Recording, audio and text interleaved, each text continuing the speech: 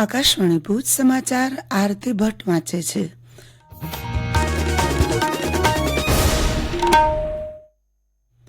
નમસ્કાર. મુખ્યમંત્રી ભૂપેન્દ્ર પટેલે કચ્છના ખાવડા ખાતે નિર્માણાધીન 30,000 મેગાવોટના સોલાર વિન્ડ રિન્યુએબલ એનર્જી પાર્કની કામગીરીની પ્રગતિ નિરીક્ષણ માટે મુલાકાત લીધી હતી. આ રિન્યુએબલ એનર્જી પાર્કની કામગીરી સાથે સંકળાયેલા કેન્દ્ર રાજ્ય સરકારના સાહસો દ્વારા કરાઈ રહેલી કામગીરીનો ઝીણવટપૂર્વક રિવ્યુ ઉચ્ચ સ્તરીય બેઠકમાં મેળવ્યો હતો. રાજ્ય સરકારના સચિવો તથા સંબંધિત જાહેર સાહસોના વરિષ્ઠ અધિકારીઓ આ સમીક્ષા બેઠકમાં જોડાયા હતા. મુખ્યમંત્રીશ્રીએ આ રિન્યુએબલ એનર્જી પાર્કમાં જનરેટ થનારો પાવર ગુજરાત સહિત દેશના અન્ય વિસ્તારોને વેળાસર મળતો થાય અને પ્રધાનમંત્રીની હરિત ઉર્જાની સંકલ્પના સાકાર થાય તે દિશામાં કાર્યરત રહેવા અધિકારીઓને સૂચન કર્યું હતું. વાયબ્રન્ટ ગુજરાત વૈશ્વિક રોકાણકાર પરિષદ અગાઉ ગાંધીનગર ખાતે રાજ્યની વિવિધ પ્રતિષ્ઠિત કંપનીઓ સાથે કુલ 24,700 કરોડ રૂપિયાના 30 સમજૂતી કરાર કરવામાં આવ્યા છે. આ કરાર મુજબ ઉદ્યોગો શરૂ થતા અંદાજે 38,000થી વધુ યુવાનોને પ્રત્યક્ષ અથવા અપ્રત્યક્ષ રોજગારીની તકો ઉપલબ્ધ થશે. મુખ્યમંત્રી ભૂપેન્દ્ર પટેલ ગઈકાલે સાંજે અમદાવાદના કાંકરિયા ટ્રાન્સસ્ટેડિયા ખાતે ખેલ મહાકુંભના બીજા તબક્કાનો શુભારંભ કરાવ્યો હતો.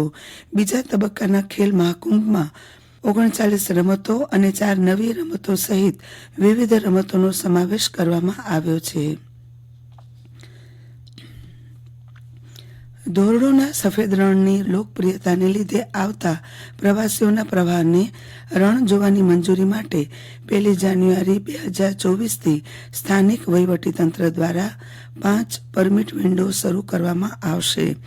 ઓનલાઈન પરમિટ મેળવવામાં મુશ્કેલી અને ઓફલાઈન પરમિટ વિન્ડો 2 જ હોવાથી મુલાકાતીઓને ઘણો સમય લાઈનમાં ઊભા રહેવું પડતું હોવાને લીધે વહીવટીતંત્ર દ્વારા નવા પરમિટ વિન્ડો શરૂ કરવામાં આવશે.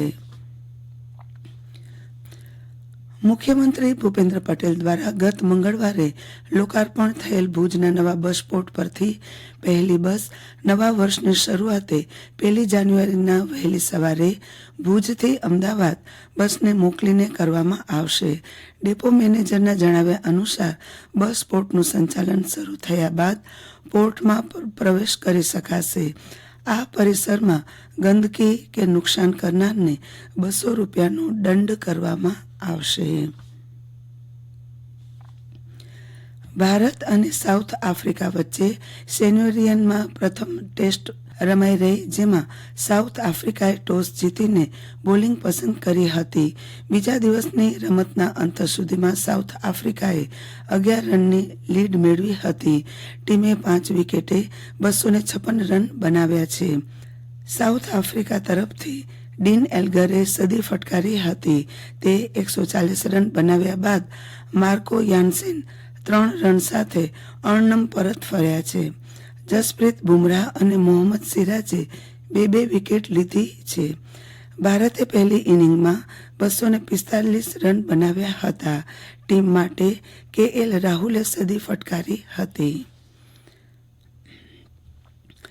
મુન્દ્રા ખાતે યોજાયેલી ફોકિયા દ્વારા ઔદ્યોગિક એકમો સાથે બેઠક યોજાઈ હતી, જેમાં સ્વાસ્થ્ય અને સુખાકારી પર ધ્યાન કેન્દ્રિત કરીને ચર્ચા કરવામાં આવી હતી.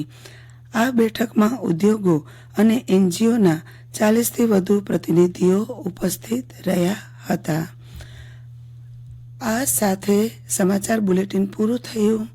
નમસ્કાર.